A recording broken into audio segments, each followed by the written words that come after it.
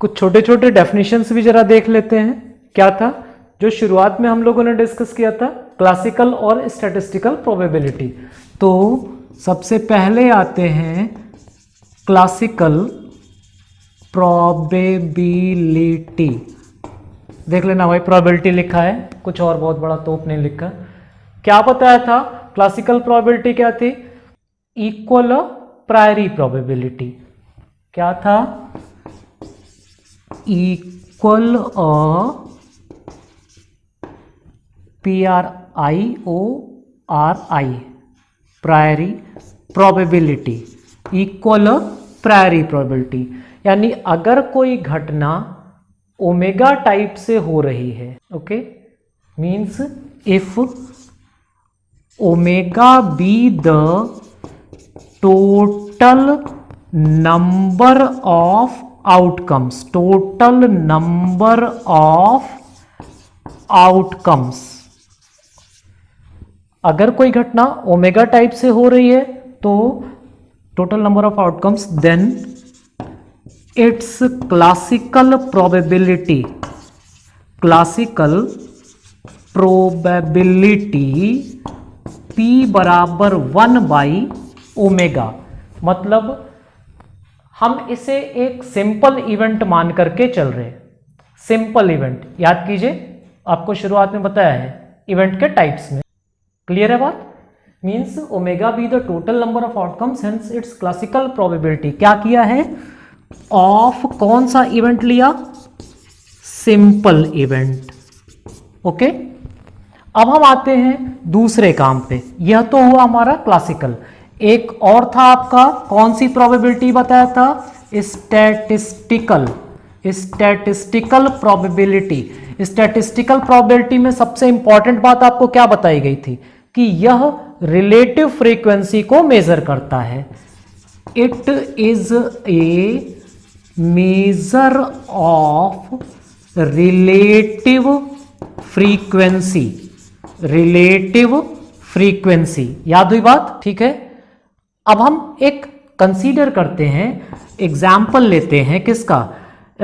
In case of जिगर molar counter, in case of जिगर molar counter. अब आप ये सोच रहे कि क्यों नहीं हवा में हमें बता देते, तो हवा वाला हवा में जा भी सकता है। इन केस ऑफ जिगर मोलर काउंटर हम एक डिटेक्टर को यूज कर रहे हैं। Total number of trials, total number of trials, मैंने शुरुआत में डेफिनेशन लिख दी थी। टोटल नंबर ऑफ ट्रायल्स कितना लिया हमने? Capital N। ओके, और एक किसी पर्टिकुलर पार्टिकल के पाए जाने के जो टोटल नंबर ऑफ इवेंट्स थे, हमने 100 बार एक्सपेरिमेंट किया, उसमें से 10 घटनाएं ऐसी थी जिसको हम खोज रहे थे, वह मिला। Means total number of trials, number of outcomes for a particular, ठीक है, particular event, particular event I. तो यह हो रहा है हमारा कितना? Ni। Ni इवेंट के पाए जाने के नंबर थे, और टोटल कितनी बार एक्सपेरिमेंट किया? N बार किया। हाँ, दोनों कामों के लिए समय उतना ही लिया। मीन्स हमने कुल मिलाकर के 1 घंटे तक एक्सपेरिमेंट किया। उस 1 घंटे में इतने ट्रायल्स हुए, मीन्स इतनी बार हमने डेटा को प्रोसेस किया, चेक किया, और इतनी बार हमारे काम की चीज मिली। क्लियर है बात? Therefore statistical probability, statistical probability. अभी आते हैं कि क्यों ये n होना कैसा चाहिए, मतलब इस n का क्या इंपॉर्टेंट रोल हो रहा है। स्टैटिस्टिकल प्रोबेबिलिटी बराबर Ni अपॉन कैपिटल N। आप कहेंगे सर ये तो पुरानी वाली बात है, कोई नई बात नहीं है। बिल्कुल नई बात है। डेफिनेशन मेन तो यही थी। क्या था? जब तक ये, जैसे कुतुब मीनार से एक आदमी कूदा, क्या क्या घटना हो सकती है? या तो वो जिंदा बचेगा या मर जाएगा। अब वो जिंदा बच गया, तो क्या मतलब है एक कूदा और एक जिंदा बच गया, तो क्या कुतुब मीनार से कूद करके जिंदा बचने वालों की संख्या की प्रोबेबिलिटी 1 हो जाएगी? नहीं। क्यों? क्योंकि डिफाइन आप तभी कर पाओगे जब नंबर ऑफ ट्रायल्स बहुत, मतलब आप 1 करोड़ बार कुदा रहे हो, अब तब बताओ कि कितने लोग बचे। बात समझ रहे? Number of trials must be very large.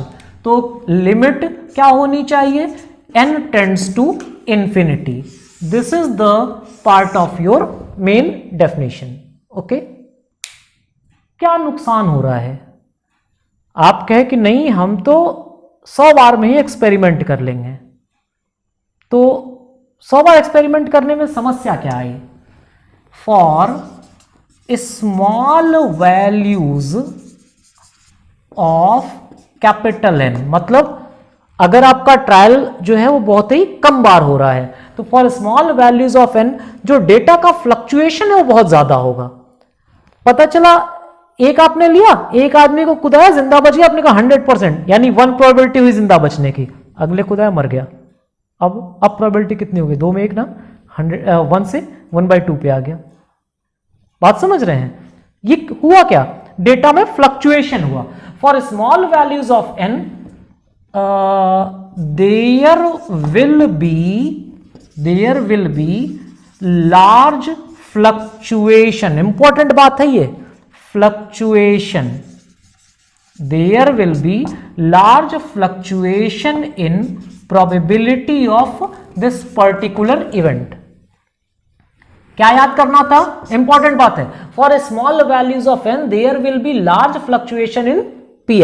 तो कैसे सही करें? Okay, for random events the fluctuation क्या कहा? n छोटा होगा तो फ्लक्चुएशन ज्यादा हो जाएगा, यानी कि n को बढ़ाने से फ्लक्चुएशन घटेगा। For random events the fluctuation decreases with increase in capital N such that fluctuation proportional to n to the power -1/2। for random events fluctuation decreases, बहुत इंपॉर्टेंट बात है, fluctuation decreases with increase in n क्या था? Number of trials था।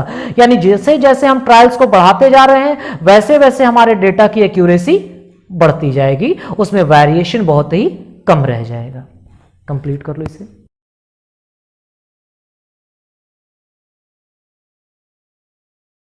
देखते हैं